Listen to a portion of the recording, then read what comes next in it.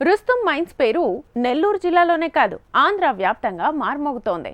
సర్వేపల్లి నియోజకవర్గం పొదలకూరు మండలం వరదాపురంలో 8 ఏళ్ల క్రితం గడువు తీరిన తెల్లరాయి గని ఇప్పుడు ఏపీ రాజకీయాల్లో ఈ మైన్స్ వ్యవహారం హాట్ టాపిక్ గా మారింది.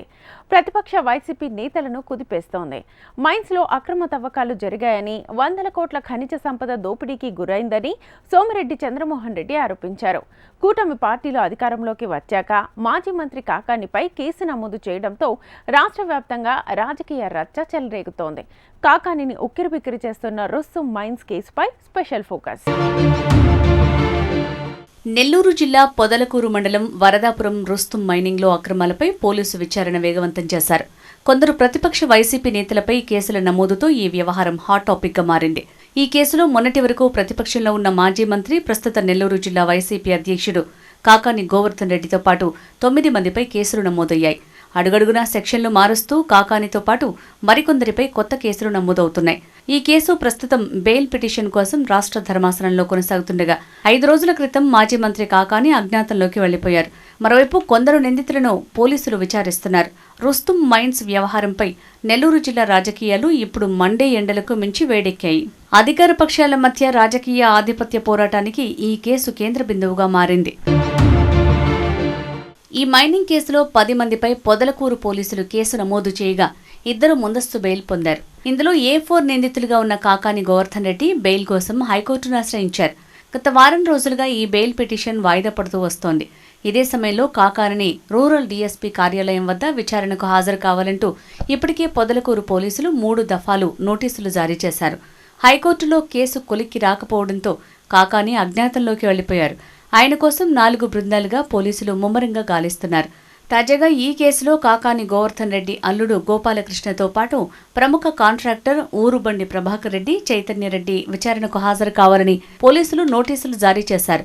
దీంతో ప్రభాకర్ రెడ్డి, చైతన్య సోమవారం ఉదయం సరిగ్గా 11 గంటలకు నెల్లూరు రూరల్ డీఎస్పీ ఘట్టమనేని శ్రీనివాస్ ఎదుట విచారణకు హాజరయ్యారు. మరో నిందితుడు కాకాని గోవర్ధన్ రెడ్డి రెండో అల్లుడు గోపాలకృష్ణారెడ్డి విచారణకు హాజరు కావాల్సి ఉంది.